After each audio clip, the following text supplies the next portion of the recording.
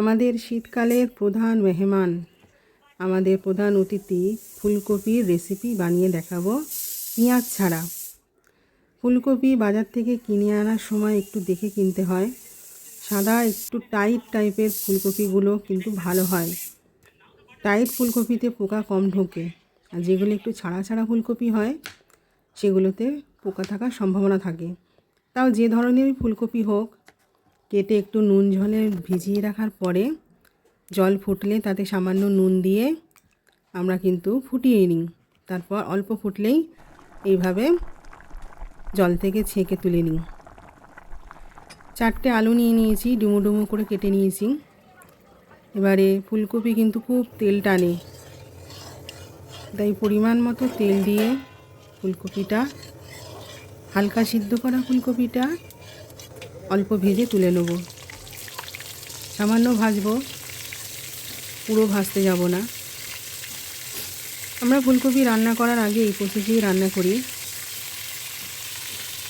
প্রথমে একটু সিদ্ধ করে নিই, তারপর অল্প নুন হলুদ দিয়ে ভেজে আর তুলে নিই, তারপরে রান্না করি।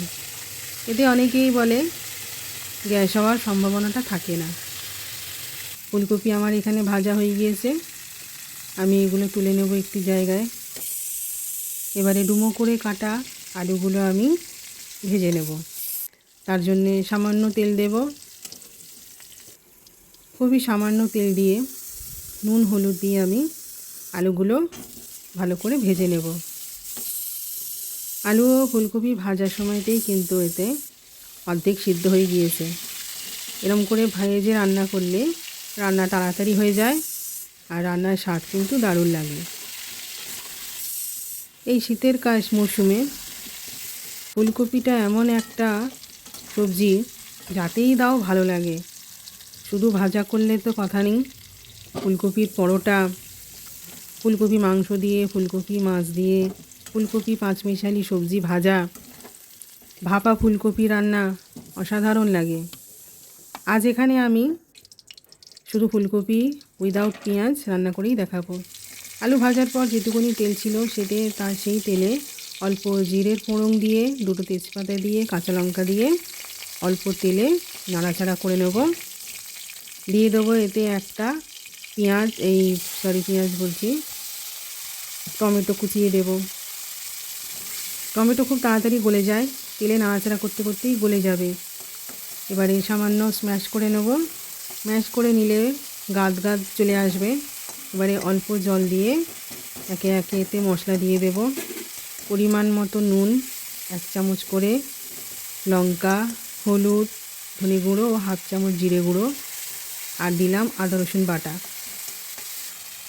ভালো করে কষাতে কষাতে কিন্তু এতে টমেটোটা ভালো মতো গলে যাবে। বাড়িতে কিন্তু পেঁয়াজ ছিল না, তাই এতটাই ঠান্ডা পড়েছে বাজারে যাওয়ার আর কারোর ইচ্ছা হলো না। তাই দেখলাম চেষ্টা করে যে পেঁয়াজ ছাড়া কীভাবে রান্না করি। আমার অনেক বন্ধুরাই তো ফেসবুকে করে, বিশেষ করে হিন্দু বাঙালি বন্ধুরা পেঁয়াজ ছাড়াই তো রান্না করে। তাই আমিও চেষ্টা করলাম তাদের দেখে একটু পেঁয়াজ ছাড়া রান্না বানাতে।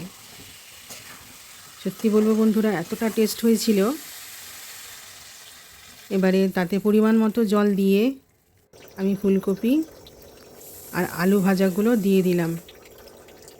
যেহেতু আগে থেকেই ফুলকপি আর আলুতে তেল ছিল, তাই কিন্তু আমি আলাদা করে বেশি তেল দিলাম না, অল্প তেলেই রান্না হয়ে যাবে।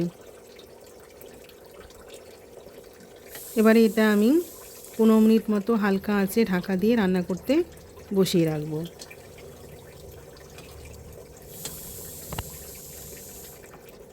আমার এখানে রেসিপি প্রায় রেডি। ওপর থেকে ধনেপাতা ছড়িয়ে রেসিপিটা কমপ্লিট করব। ভালো লাগলে বন্ধুরা অবশ্যই লাইক কমেন্ট করবেন এবং গরম গরম ভাতের সঙ্গে পরিবেশন করুন। ধন্যবাদ।